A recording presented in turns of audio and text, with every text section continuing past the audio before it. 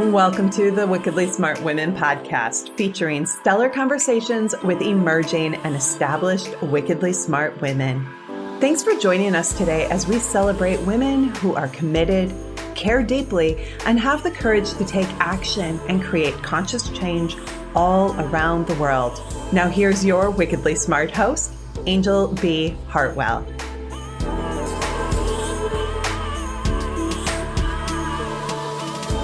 Welcome to another episode of the Wickedly Smart Women podcast, where we celebrate wickedly smart women and provide our listeners with a wealth of wisdom along with immediately actionable steps to be smarter, spunkier, and more successful in their impact and their leadership. This is your host, Anjel B. Hartwell, and today we welcome our very special guest, Jessica Mead. Jessica is definitely spunky. She is an accomplished mompreneur, homeschooler, angel investor, and the best-selling author of Firework Human. She is the founder and CEO of Brandlync, a managing partner of Drivonic, and the co-founder of the Epek companies and Mead Holdings Group. This all has a combined valuation toppling $100 million and a portfolio of angel investments that encompasses more than 20 companies. With offices in California, Washington, Indiana, Arizona, Brazil, the Netherlands, and India, Jessica is a non-traditional wife and mother who runs her business empire pretty much from wherever she chooses. She is seldom seen without her children as she homeschools them full-time, pioneering curriculum that is enviable by both traditional teachers and alternative education experts. She's been featured alongside Richard Branson, Shaquille O'Neal, and in publications like Forbes, Entrepreneur, and Yahoo Finance. And we are so excited to have you with us today on the show. Jessica, welcome. Thank you. I'm so excited to be here. Well, Jessica, I am curious, were you the gal when you were like 6 or 7 or 8 years old that had the lemonade stand? Like, what did you get started with your entrepreneurial journey really young, or was it something that came later in life? You know, you're the first person to ask me that. And in reality, that was probably the farthest thing from my mind. I grew up with a single mom, and we lived in her car on the beach. We couch surfed. We lived wherever. I got my relationship skills at a young age and knew how to make friends quick and communicate and develop that part of my mind in my life. But the entrepreneurial, not really, because watching her jump around from job to job and just having an unstable life, I think I was real set on finding something I was good at and just kind of nailing that. Yeah, beautiful. So tell us a little bit about that journey. That's quite the journey that you've taken, Jessica, from moving around in the car to where you are today. So we'd love to hear the arc of that.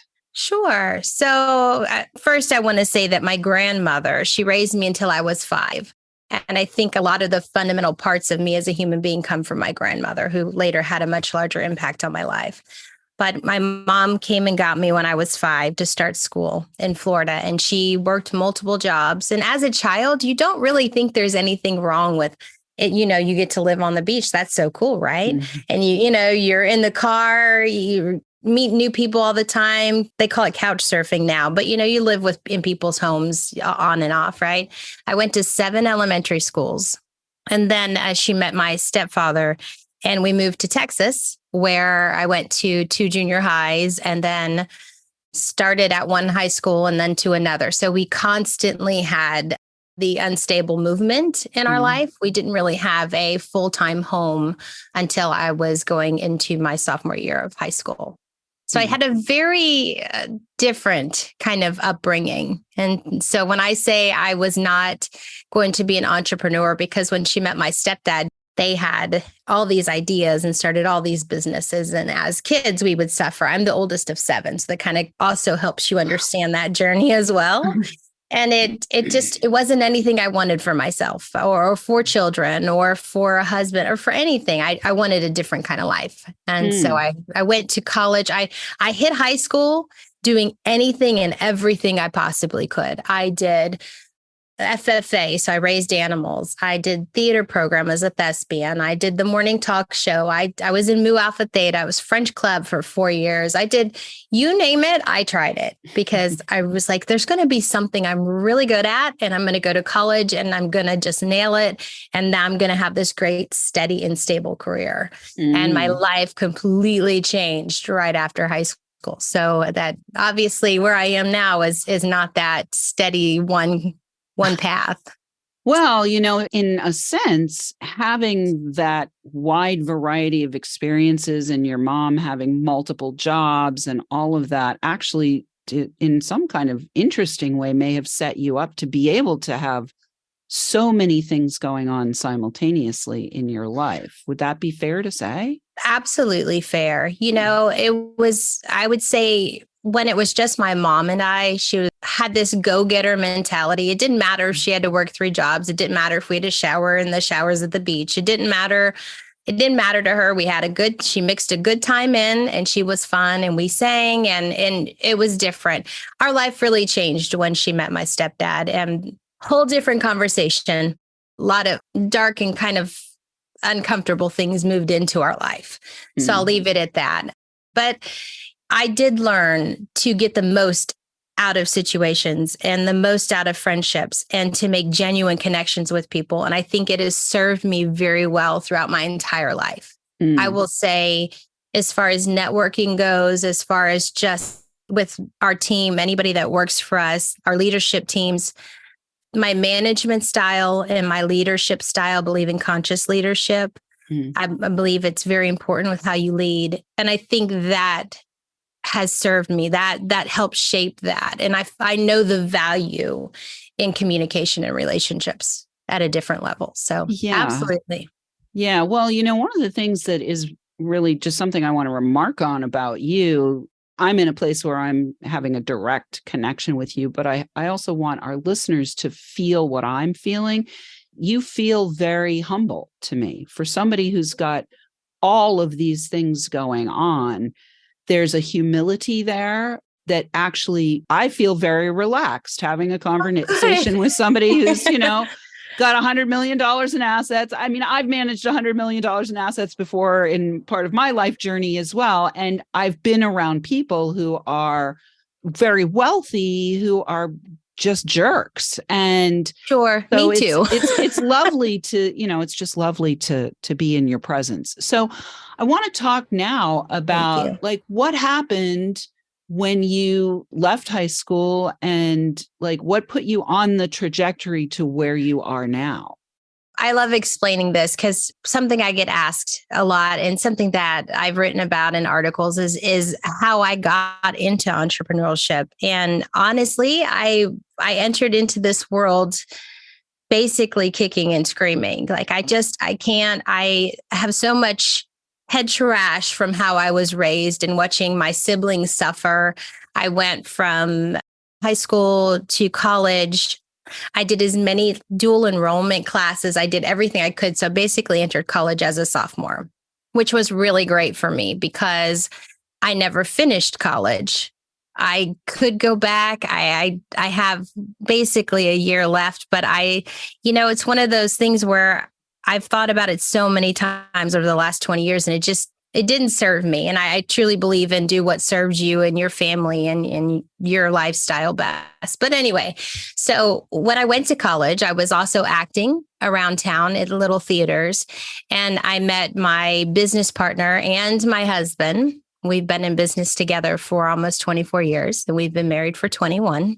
I met him and he had a small publishing company, very, very small. And he needed help. He needed a designer and he needed somebody to, just do basic layout for magazines and stuff like that. So, he kept saying, hey, you got this spark? You're great with people. Can't you help me? I just need some help. And honestly, we didn't even have a computer growing up. I knew nothing about design or how to work a computer or anything. So I went to Kinko's FedEx, for all us older people, we know what that is, at night. And I would have the gentlemen up there who were designing rap albums teach me how to design. And once I had confidence that I could do that, I said, okay, I'll help you. And from me helping him that year, he was doing about 65,000 that year. A year later, we were doing over $1 million together. Whoa, and girl. we realized we had some magic together. That's the word. Something we've always functioned on is truth and transparency. And I think if those are your guidelines in business with your employees, with your clients, with whomever you are working with, your children, it's hard and it sucks sometimes, to be very honest. But if you're real and you come from a good place and you're willing to acknowledge any mistakes and make the corrections without blame, without, all of the negative parts to it, then you have massive success. It finds you, it helps you. It's been a wonderful journey in business with him.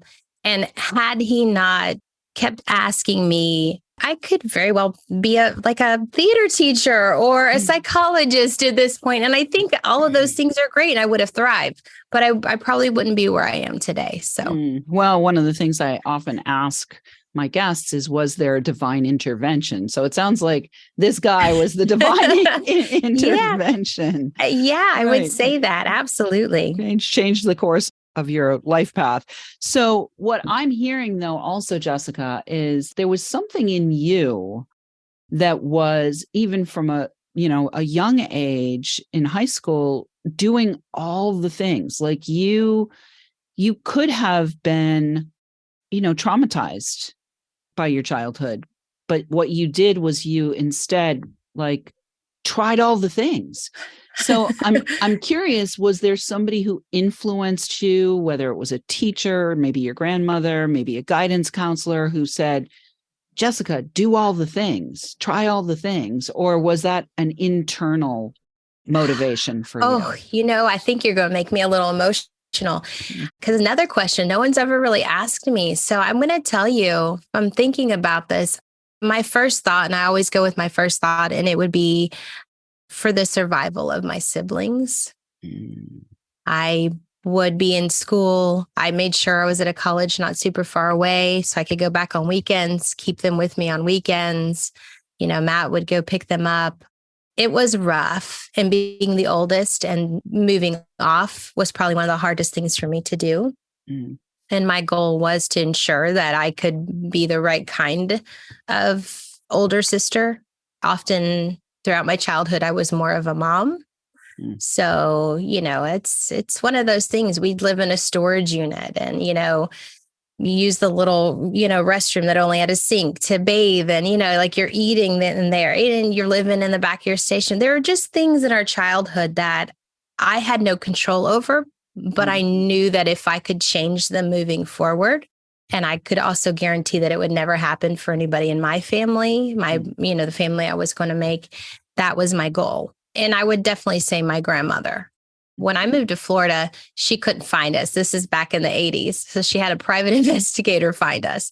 And once she found us, the deal was summer breaks, Thanksgiving, winter breaks, she would pay to fly me to Wisconsin. And I would be there so she'd know I was safe.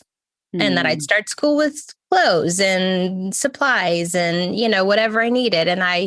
So from about 5 to 8 was a little rough, but from about 8 on, over the summers, when I could, I would go. I became a sister to a baby sister at 9. And that summer, I also became a mother. So it was a little rough, but, she definitely grandma did her very best. And my husband, when my grandma had a stroke, and she kind of moved from child to child, and it was rough to take care of her, she came to us for a holiday and never left. And his viewpoint was, had she not raised me the first 5 years of my life, then he probably wouldn't have had me or our children. So we made the decision to keep her until she passed in full care in our home. Funny thing was, I was pregnant with our son at the time, and I'm a high risk pregnancy. So he had to do a lot of the, get in the shower and bathe her and take care of her and change all that kind of stuff. But he did it because hell of a husband. Yeah. Oh, yeah. No. And I think you said something to me earlier about being down to earth or humble and stuff like that. And my thing is, and what I try to explain to our kids. I think people meet our kids and say the same thing. They could be entitled. They could be spoiled. They could be all of these things. And I'm not like a hard, mean mom, but we're all human beings. And I talk to everybody. It doesn't matter if it's the bus. If you look in my book, I credit the busboy at More Than Waffles in Encino, California for just his conversation and his great presence because it had an impact on me. And I think if we understand we can find that in people all throughout our lives, then we are better people. We raise better people. We're better leaders. Agreed, Jessica. Well, we're going to take a quick break. Wickedly Smart Women, we could use your help. If you're enjoying this show and want us to stay on the air, consider making a donation at www.wickedlysmartwomen.com. We'd also like to ask you to share with your lovely lady friends you think might benefit from our content. We want to say a big thank you to all of our listeners who are downloading, rating, and reviewing. We are also proud and excited to celebrate that we have now won 8 awards with the show, and we're downloading in 104 countries. And we're welcoming downloads from all over the world. Want to shout out this week to our listeners. We might as well shout out to our listeners in Seattle, where Jessica is, as well as to our listeners in Egypt and Norway. And we will be right back with Jessica Mead.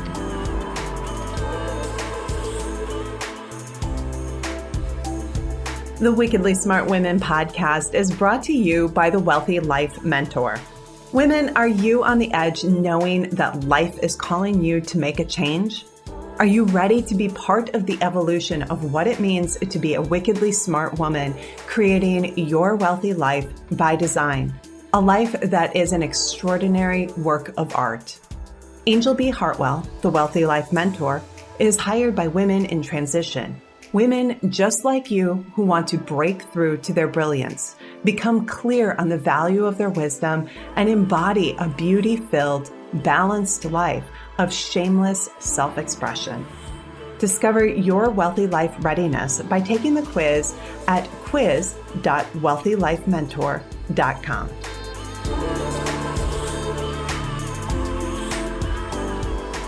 And we are back with Jessica Mead. Jessica can be found at jessicamead.com, where you can also find out information about her book, Firework Humans. So, Jessica, before we went to the break, we were talking about, was there divine intervention in your life? And it sounds like, not only were you seem to have this internal compass, in addition to having, your grandmother, your husband, all of these, amazing divine interventions that came into your life, you seem to have an internal compass. So what I'd love to hear from you is, are there things that you do? Maybe it's in the book, maybe not, I don't know, but that you practice that you want to share with our listeners, either around this idea of conscious leadership or just around the idea of taking and looking for ways rather than just looking for excuses? Sure. I think that's also a good point I never lead with excuses because they don't serve me and they don't serve the people I'm delivering them to.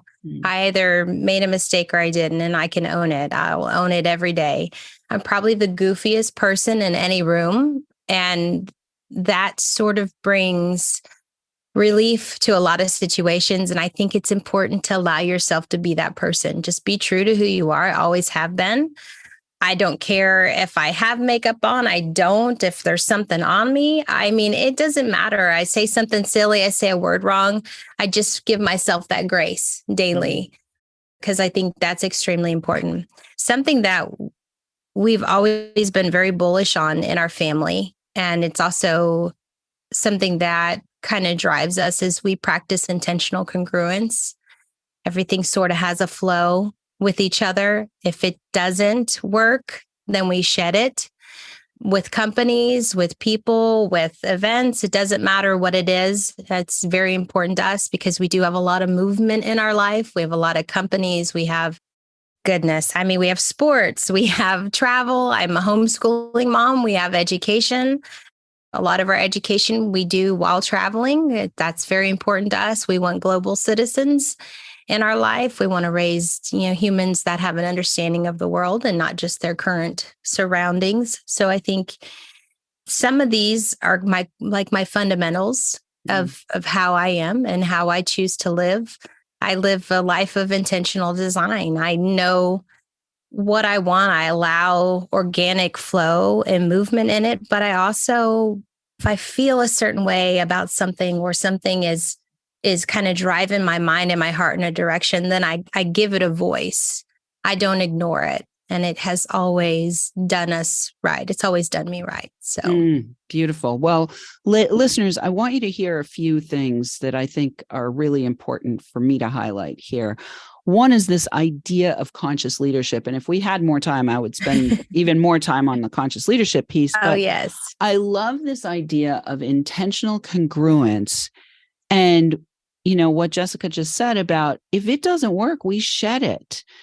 And, I think so many people double down on what's not working, or they hold on Yes. to what's not working. Like, what is that? We call that the cost of, it's not opportunity cost, but it's like sunk costs. People get attached to sunk costs and then miss the flow of what could create something exponentially better if they weren't so clingy.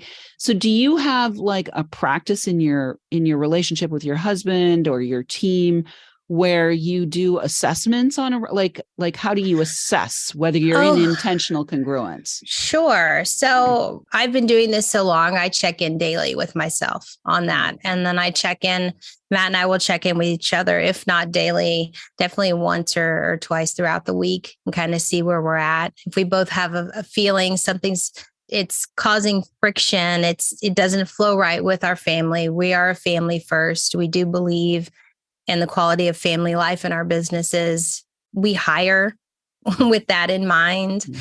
I used to do all of the hiring because I want to know the person who I'm allowing into the business, where the clients are trusting me to serve them as well. I want to make sure that the other people on our team, that it's going to be a good fit for everybody. We now use a company that kind of helps us assess, each person as we interview. But I take hiring and leadership and culture extremely important. I know for a while it was the big deal. Everybody's talking about business culture and how to do it and how to establish it. And we could talk about that for hours. I could tell you what's wrong with it and what's right, in my opinion. Of course, it's always in my opinion. But we have these meetings in our companies. They're called level 10 meetings. Have you read the book Traction? Are you familiar with that? Yeah, it's been a while. Yeah. I read it probably 10 years ago. So we have, for every company, we have those level 10 meetings where we do all the check-ins, and, they're the big things and then the little things and the complications. And we go through those, and we have those weekly. We have asset managers for all of our companies that we check in. It's a constant communication. So they're responsible. They manage each asset. And then we have an executive team where we all get together. It's investing in people and the right people. Like I could tell you, I've got one person, an asset manager over here, who could not be the asset manager at this other company. And just knowing the people on a different kind of, and listening. Mm-hmm. I think a lot of times people, you gotta be very careful if people are giving you time or presence. Mm-hmm. And a lot of people don't understand that difference. And to me, within a few seconds of a conversation, I clearly know where I stand and what kind of relationship I have with somebody and how this relationship is going to go. And it's the same with people. I shed people that are not serving us, because really we add all these people to our life and we think, oh, well, in long term, I could benefit. But really, what is the long-term cost of that?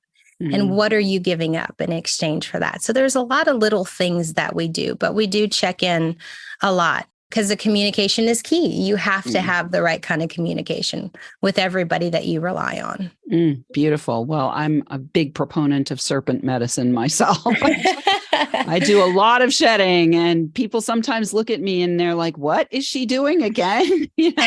What's happening over there? And it's like, yeah, this is the course that my heart is taking me on. And therefore it may look illogical to the people around me, but that's not my problem. That's not my They're not problem. living your life. That's right. You know? They're not living my life. Well, in the last couple, we've only got a couple minutes left. Jessica, I could spend hours talking to you. Oh, that's great. in the last couple of minutes that we have left, I'd love to have you talk just a little bit about the whole idea of angel investing. I think that there's so many women who have really wonderful ideas, and either one or two things is going on. Either they don't have a great relationship with money, Correct. or they don't have, just the connections and relationships that would allow them to bring those ideas into fruition. So from your kind of putting your angel investor hat on, are there things that you look for in addition to, are they giving me time or presents, right? Because we already talked about that. Are there things that you look for that make you feel inspired to say, oh yeah, I want to back this person? I'm giving away my secrets here, but at the beginning of any conversation I have when it comes to investing, I know right away when somebody is just trying to sell me or somebody really understands and believes in what they are doing. Now, I'm a big believer that there are some fundamentals when it comes to starting a business. You have to know your numbers.